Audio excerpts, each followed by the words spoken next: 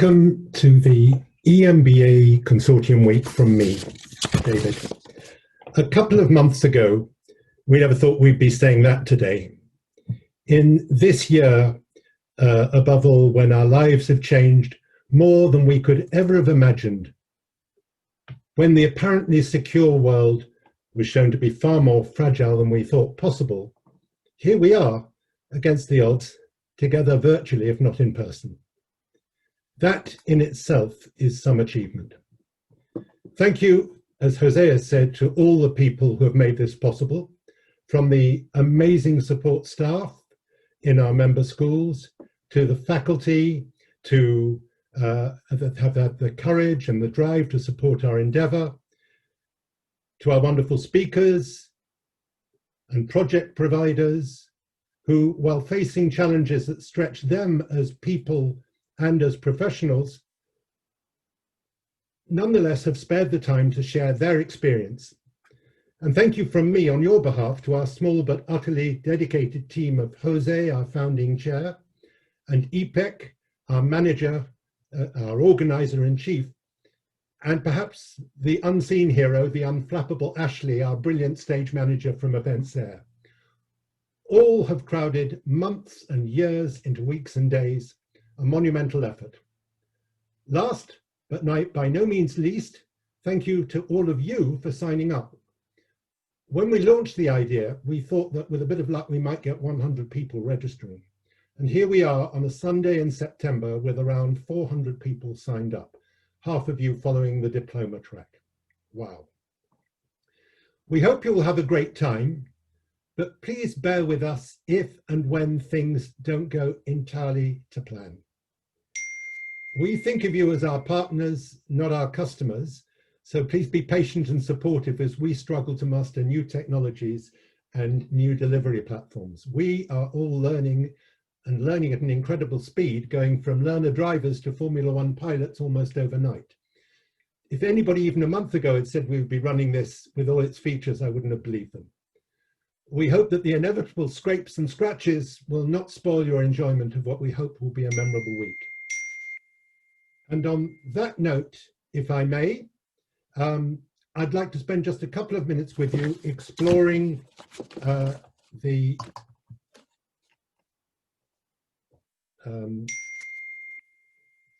I'm on mute. Am I? No, I'm getting messages.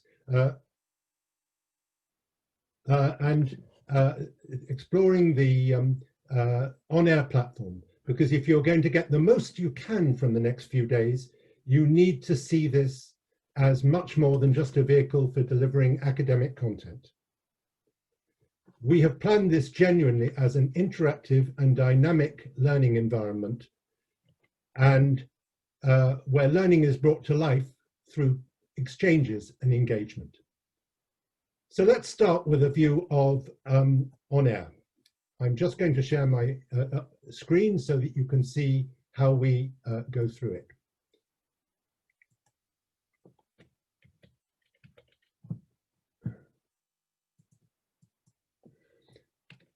The first thing to say is that you will have seen that the timeline is at the heart of OnAir. This is your center of operations, really, providing you with a minute-by-minute view of the day's activities. To make things easier, we've color-coded the different types of presentations. Green for the lectures, red for the iconic companies, orange for the cultural events, dark blue for breakout sessions, and yellow for coffee chats. Most sessions are 45 minutes long. They start at a set time and they end at a set time. And like a TV schedule, automatically it will just cut off. And then you will move on to what we have called coffee chats, just as would happen in a physical event. At any point, you can click to open up these events and get more information about each element.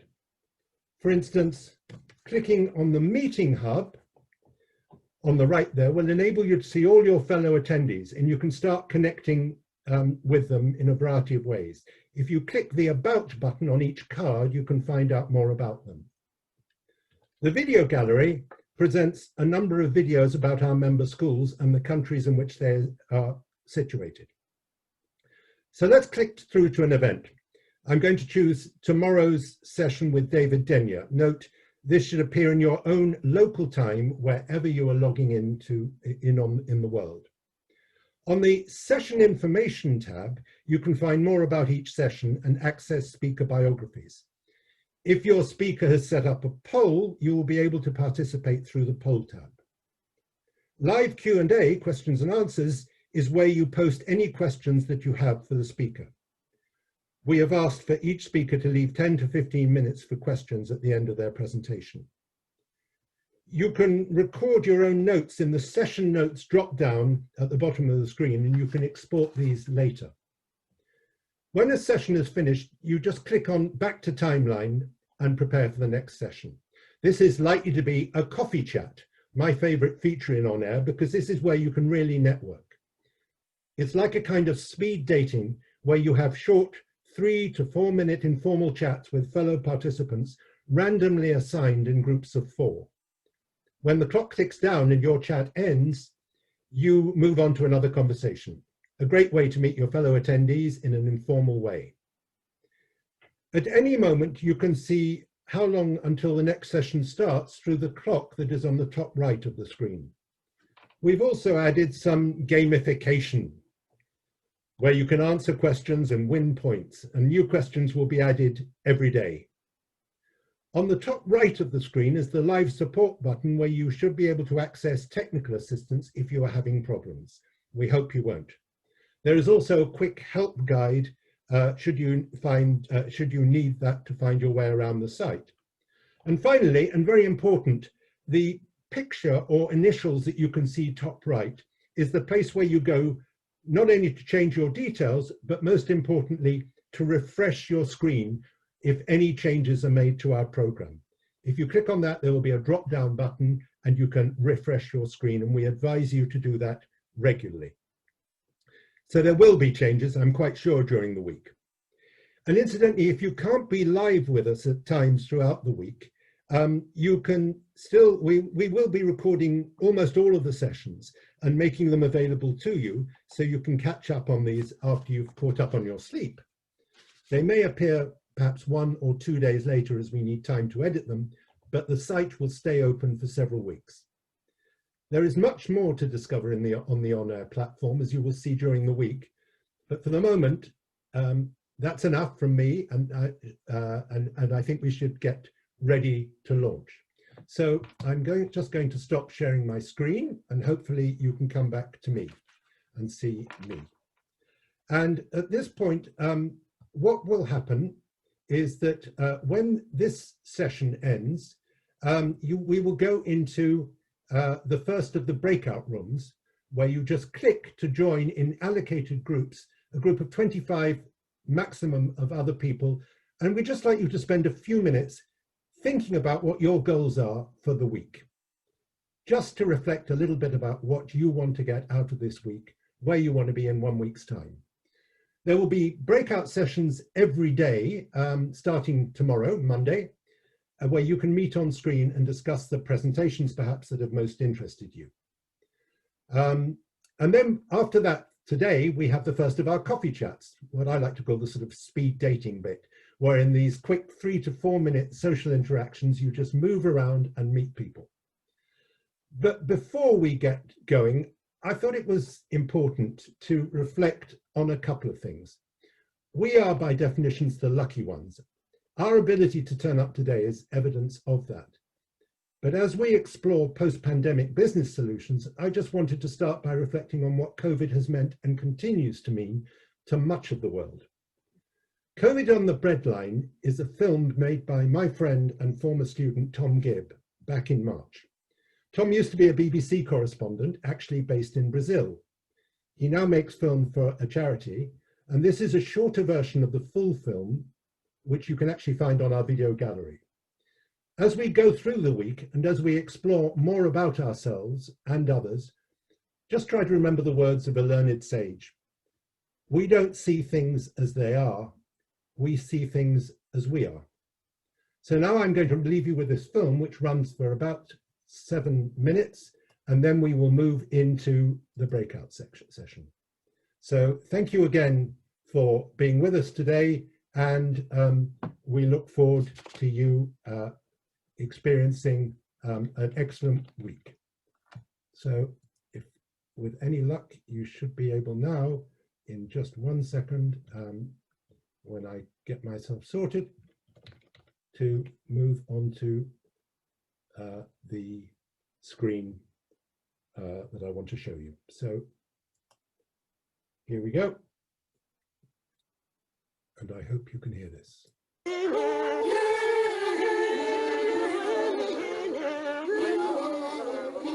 We lose 5 million kids per year before the age of 5, 300,000 mothers in childbirth every year. Tragic facts that we've somehow come to accept. We are afraid that this human man-made crisis would snowball the country into a larger epidemic than the corona is what I fear. COVID now really scares us, and we're taking massive and drastic measures now that may actually make those regular mortalities worse. I feel like there's a kind of a fever, lockdown, lockdown, lockdown. But we are aware that the structures in Africa will not support such kind of lockdowns.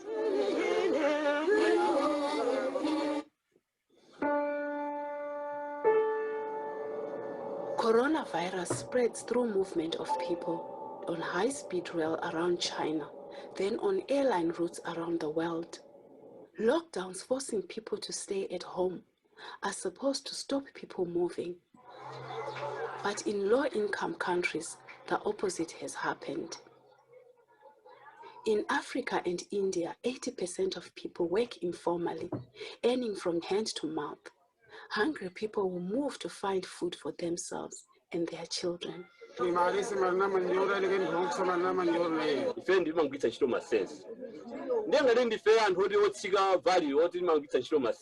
The mass migrations in India from cities will spread the epidemic. The same could happen in Africa. Believe me, that will be our immediate reaction, to pack up and go back home to the villages. Because at least back in the village, you can go to the farm, to the field, and you'll pick up some vegetables and cook them. This threatens the elderly, most of whom live in the villages. If you're a slum dweller in a poor city, you don't have soap and water to wash your hands in your community, or let alone at home, and you're all cramped into one room. I think then we're missing some of the ingredients to slow transmission of the virus. Lockdowns in the developed world are designed to ensure sufficient intensive care beds and ventilators. But in most African hospitals, the only ventilators are those found on the ceilings.